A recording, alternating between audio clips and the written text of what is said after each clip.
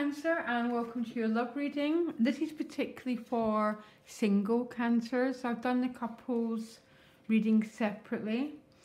Might be interesting to check out actually, because I see spiritually, Cancer, you are the Two of Cups. So there might be some love interest you've already got in mind.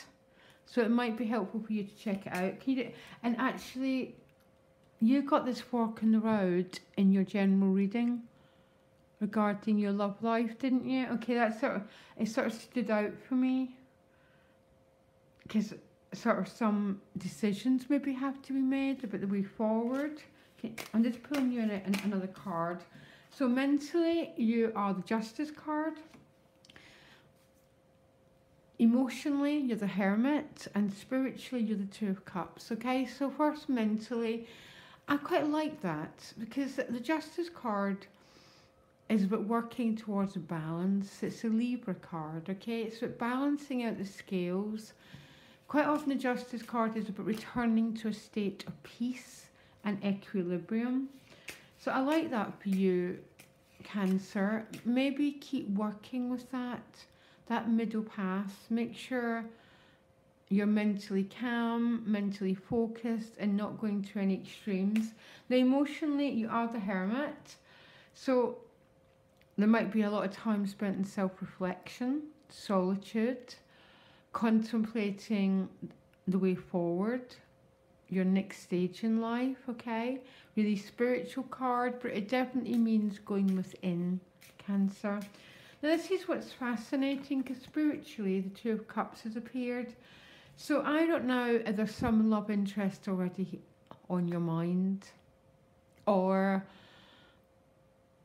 spiritually you're focusing what it would be like to have the love that you want in your life, like a soulmate, what attributes. You understand that sort of energy, very much the law of attraction, however you want to define it, because spiritually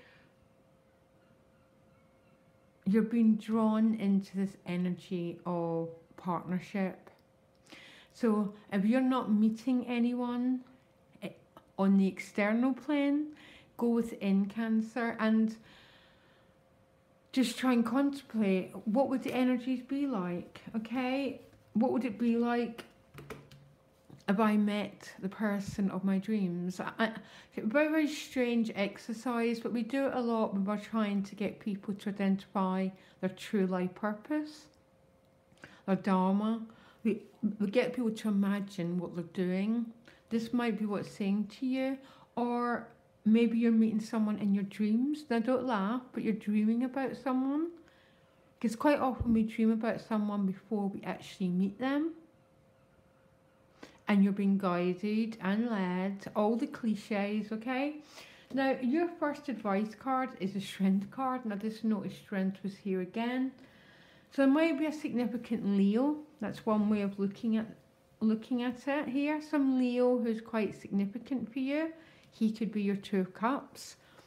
Or you've been asked to gather your resources inner to move to your destiny. If you look, she's got her eye on her destiny point and she's walking in that direction. In this card, she's tamed a lion, no longer controlled by fears, that which held her back. She's accessing her passions in order to move forward. So you got this card twice. As an advice card, there might also be a Leo here, okay? So your challenge is a Nine of Wands. The Nine of Wands has got two strong meanings. Some Cancers might be too unwilling to let someone in, okay? So you might be really guarded, not able to put your defences down, or you've been called on to put some defences down. Maybe there's been a romantic interest, but it's not quite congealed. It's not quite got anywhere. It might be with a Leo, by the way, or a Virgo, or even a Libra. But this kind of one to say, no, put your limits down. Enough's enough. There's alternative meanings of meanings of looking at that Nine of Wands. But when I've been pulling it recently, it's really been about, oh, I've had enough of this crap. Yeah? And just not taking it anymore. For some, you're feeling really guarded and it's really hard for you to let someone in, Cancer. Okay, we've all been hurt and we all protect our heart because your outcome is still the fork in the road. Okay, so no clear decisions been made yet, but then you get the Fool. Okay, so the Fool can be new beginnings. Okay, the Zero, beautiful card to have for New Year's Eve. It's sort of dream come true, new beginning. Maybe it's a decision you're making around New Year's Eve that's going to take you away from this undecisive, this waiting game. Or sometimes a Fool can mean the void, that you're still waiting to see how the next phase is going to unfold for you. So there's a bit of a different meaning here. I'm going to pull you another card, and then you get a Judgment card, which is emotional rebirth. Coming out the dead, giving thanks. This is about second chances, at life, at love. Very, very joyful card. You can tell by the colours that there's joy, there's celebration, there's happiness. So a bit of a beautiful card. A little bit of a confusing picture here, Cancer. I think this reading might be for someone with already a little bit of a love interest. But it's a bit up in the air. That's sort of what I'm picking up. For you who it's not, you might be you might be dreaming about someone. So they're coming through in dream time. That's quite often, listen out to what they're saying to you, Cancer, okay? And try and follow the clues that's been sent to you.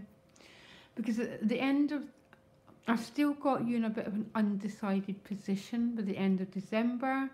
But then the Fool and the Judgment card show up, both really joyful, really happy ways to be ending the new year. Feeling grateful, feeling happy. And that willingness just to, okay, everything might not be clear cut to me, but I'm going to try and be as happy as possible. That's what I'm picking up for you, Cancer, okay? Interesting reading, guys. And I'll be back for the weeklies next week. Loads of love, bye.